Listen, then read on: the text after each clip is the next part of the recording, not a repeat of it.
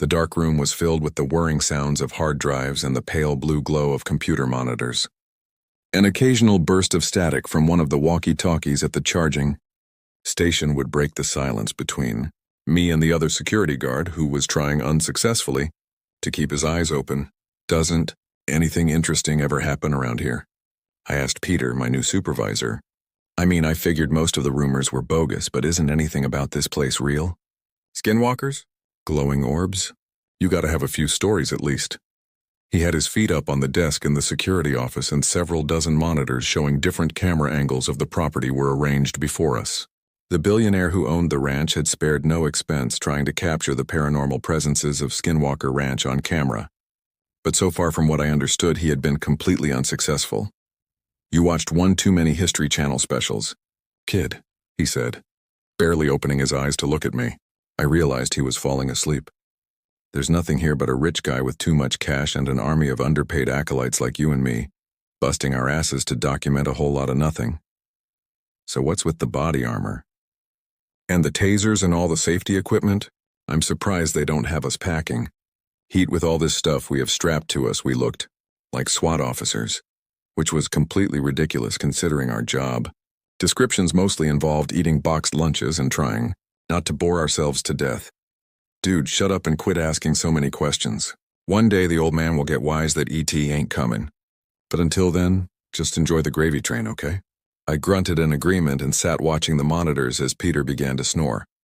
Looking at the time, I saw it was past 3 a.m. Only another 4 hours until the morning shift arrived. But this was the hardest time of night to stay awake. I needed another cup of coffee or I would soon be asleep like Peter, and at least one of us had to keep an eye out for the boss. There was no way of knowing when the old eccentric billionaire would come wandering over for a look at the video feeds, and to make sure his hired goons were bright-eyed and bushy-tailed. He'd been known to pop in for surprise visits.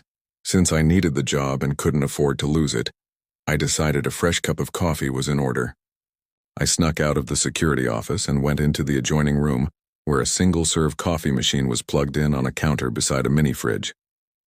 Yawning, I stuck a pod in and snapped the mechanism closed, pressing the button for a large coffee.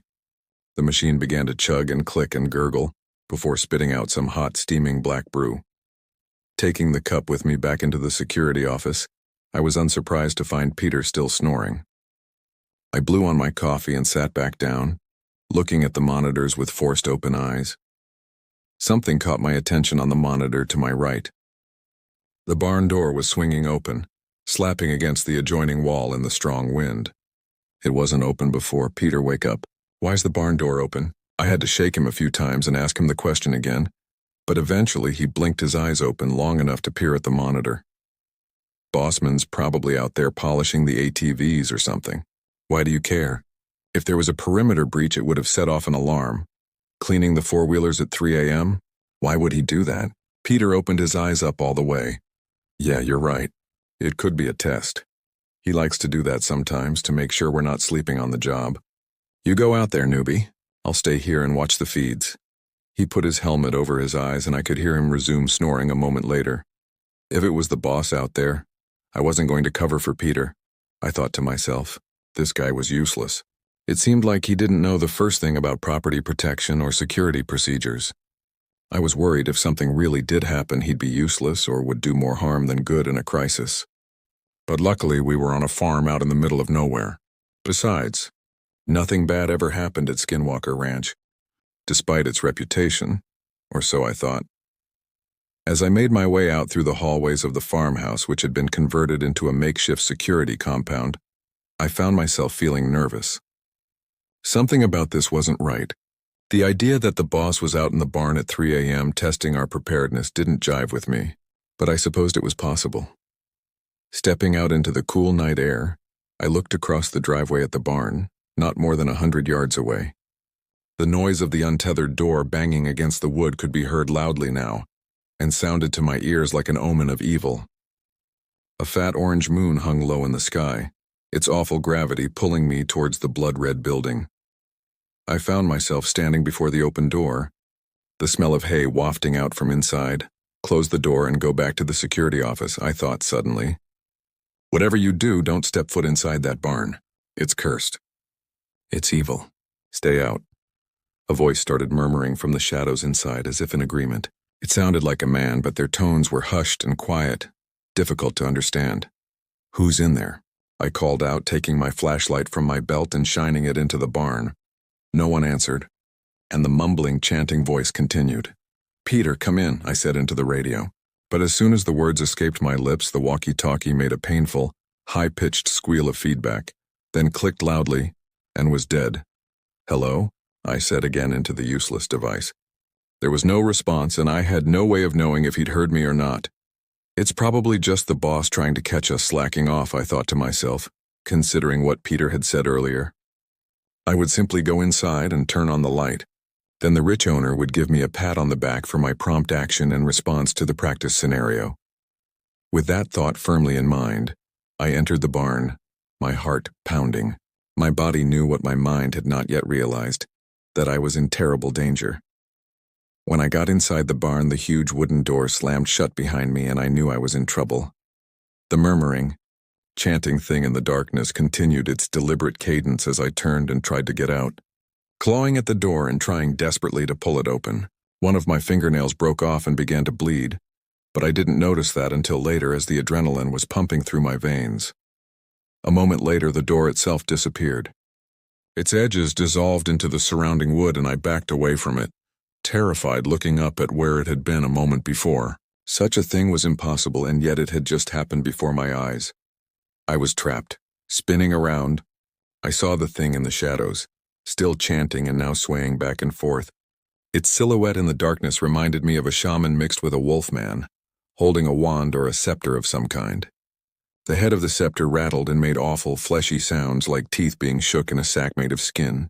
I tried not to listen to the things the creature was saying, as the words felt like worms crawling through my ears and into my gray matter, invading my thoughts.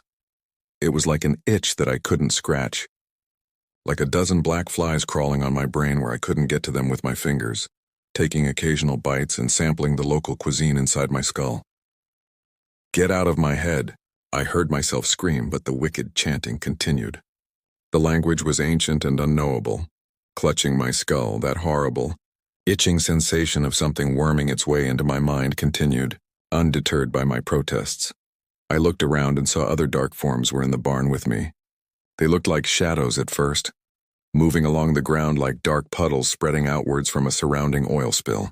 But then the things began to take shape and rise up, shedding their two-dimensional forms and turning into humanoid beings with pitch-black features. The shadow creatures moved slowly and deliberately, their mouths yawning open as they approached me with curious faces. Their features were black holes within their dark forms. They reached out towards me as the chanting thing in the corner raised up its hands like a preacher in a demonic prayer service, its voice rising higher and higher in volume. Red-painted, walls all around me began to drip and bleed, revealing ancient druidic symbols which were carved deep into the wood underneath. Suddenly, the entire barn felt like a living thing, as if I was inside the belly of some great, horrible beast, which was inhaling and exhaling all around me. It was hot in the barn and humid, despite the chill of the night air outside. The temperature was rising quickly, causing sweat to pour from my brow, running into my eyes and making them sting with pain as the shadow creatures started to inspect me more closely. Each one took its turn leaning in close, running its oily hands over me and judging me somehow. They made whispering noises back and forth, and a few took sample bites of me with shadowy mouths, leaving oddly non-bleeding wounds in my flesh. I cried out in pain each time, and it seemed like they were shushing me as they raised up their extremities to my face with every noise I made.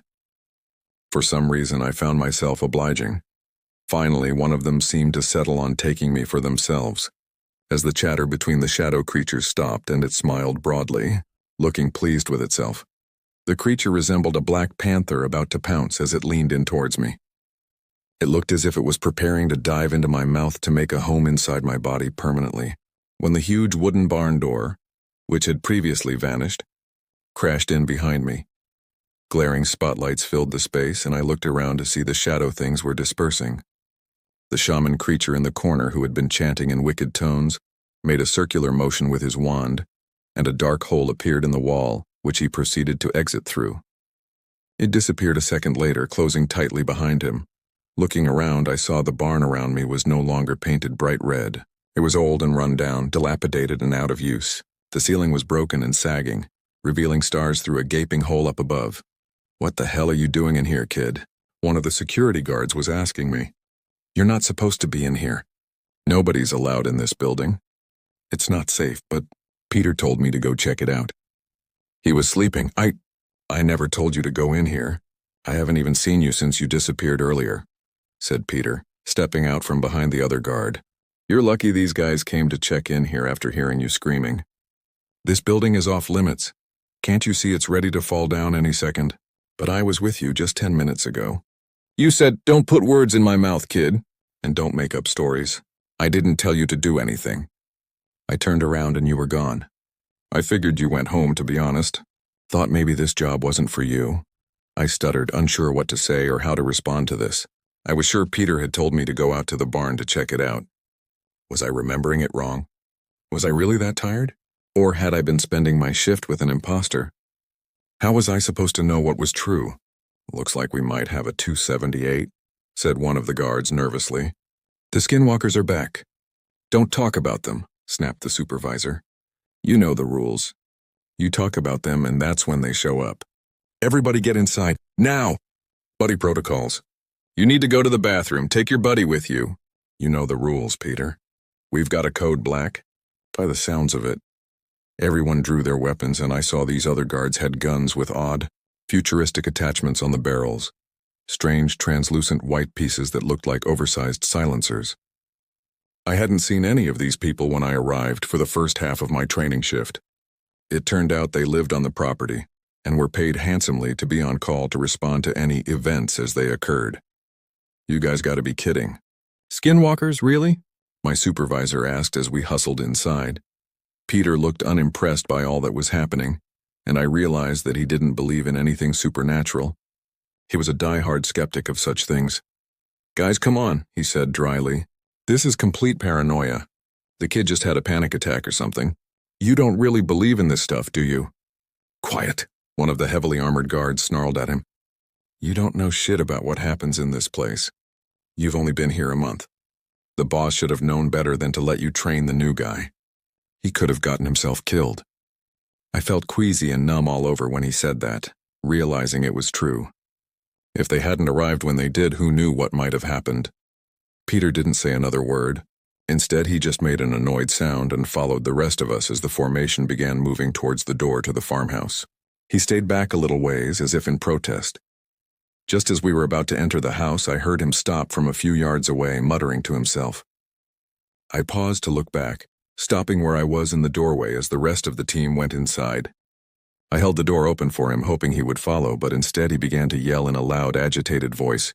"You're all a bunch of suckers. You know that?" "Skinwalkers, really?" "This place is just a busted-down old ranch in the middle of nowhere. There's no curse. There's no monsters. Watch."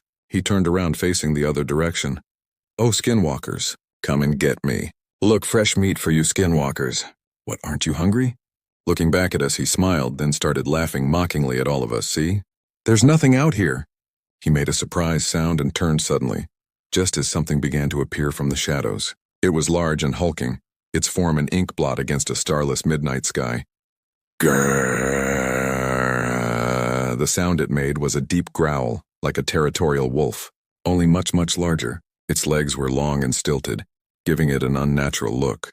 Its fur was bare in places, mangy and full of clumps and burrs. "Nice doggy," Peter said, backing away, his hands extended outward defensively.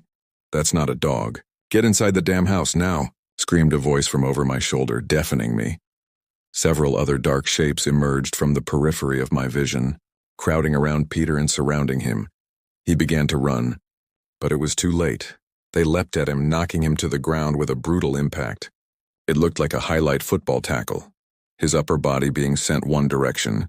Then his legs were slammed into from the opposite angle, causing his body to contort and bend in two different ways. When he landed, he looked unable to breathe or speak, and I wondered if the wind had been knocked out of him or if they'd broken his spine. I instinctively began to run towards him, thinking I could save him, but one of the nearby guards grabbed my arm and pulled me back. If not for that, I'd probably be dead. "Squad, firing positions," the guy in charge of the group yelled, and they all fell into formation.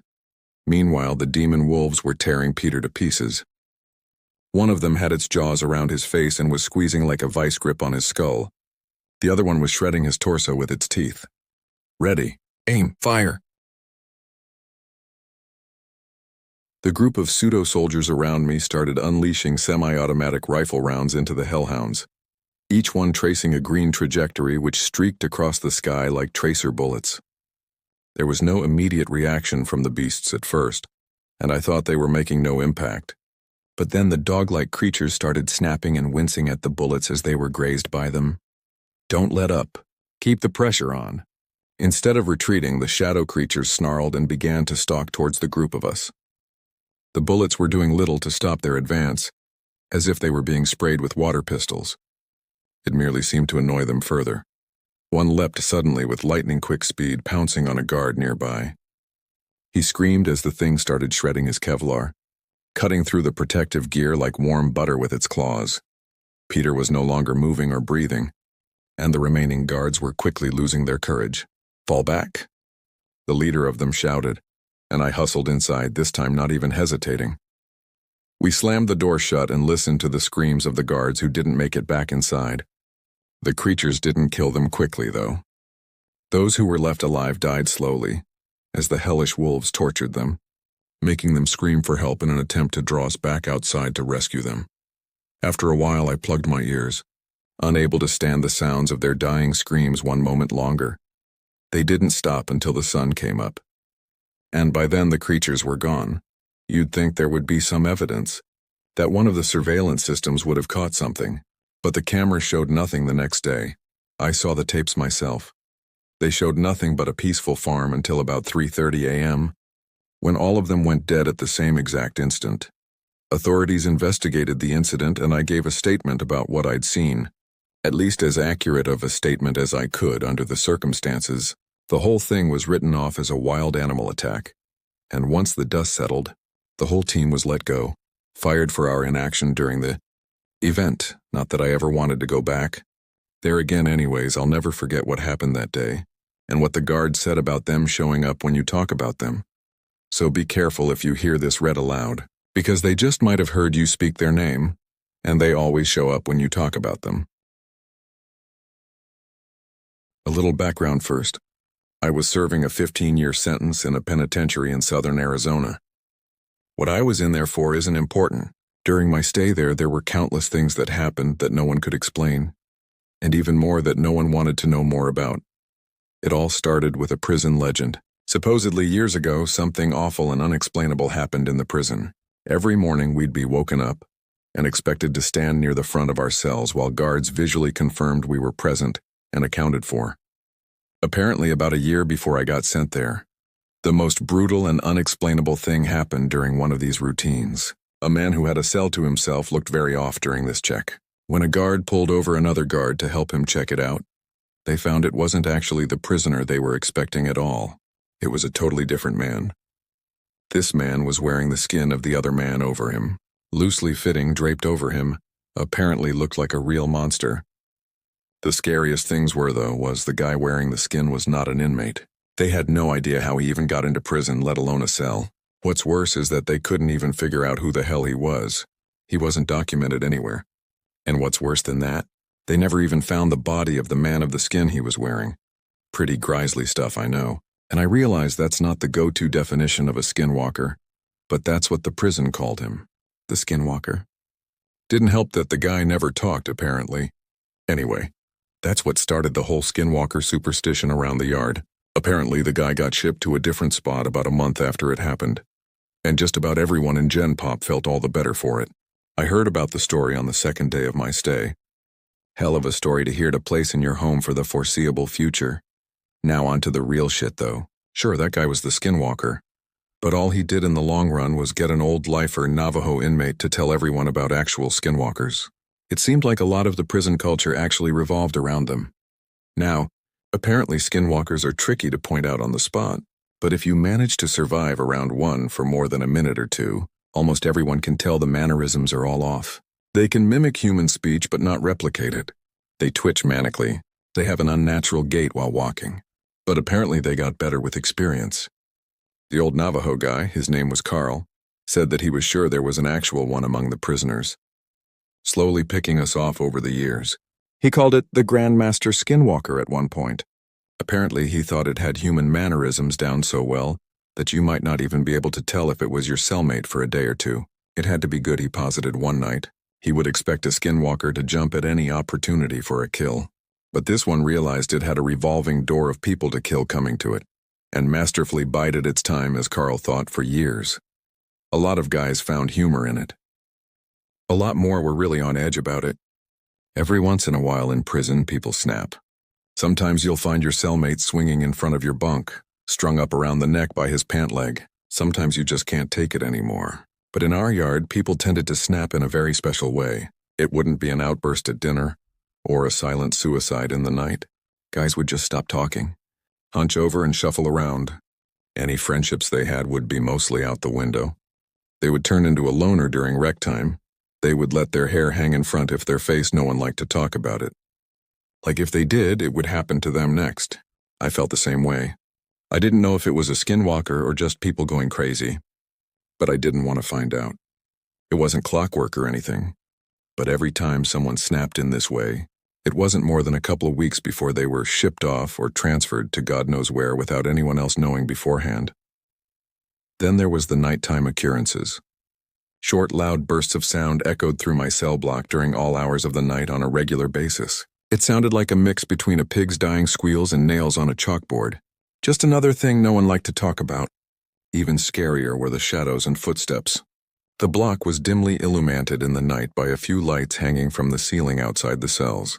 I myself saw shadows flit across my walls on a regular occasion, when there were definitely no guards near my cell. One time near the end of my sentence, I woke up, looked at my back wall and found a perfect silhouette of a person standing there. But when I looked, my bunkmate was asleep and no one was outside my cell. And the footsteps. Everyone hated the fucking footsteps. They were the scariest part. In the night sometimes, more rarely than the shadows, you would hear ungodly fast footsteps. They sounded like wet feet slapping on tile floor. Whatever caused them would fly from one end of the block to the other in a dead sprint. Whatever it was inhumanely fast. If you happened to be awake before it started, by the time you heard the footsteps on one side of your cell and whipped your head around to see the thing run by, it sounded like it was 3 cells past you. Everyone hated the footsteps. I agreed. I thought they were the worst. I was released from that place about a month ago, and I have more stories than I can count. I swear it was nearly my turn. About a week before I was discharged, my cellmate and a good friend of mine snapped. In the same kind of way, I didn't sleep for an entire week. Well, I did sleep, of course, but never for more than a few minutes at a time. Never turned my back on the guy. The scariest thing, I woke up one night to him somehow snaking his body through the bars of our cell. For reference, I couldn't get anything past my shoulder through them. The worst part, though, he was coming back into our cell. On the day of my release, I didn't say a word to him, just left. He seemed fine with it, so was I. I had made it through 15 years of prison fights, gang disputes, and for all I know, Skinwalker abductions. I left through the front gates a free man. As I walked along the fence for the rec yard, I spotted my cellmate standing off on his own like he had for the last week or so. I shook my head, not even really sure if it was him anymore. I took one last look over the yard, this time from the other side of the fence. I wish I hadn't. There, standing off on his own on the other side of the yard, was Carl, slouched over, eyeing the other inmates and twitching manically.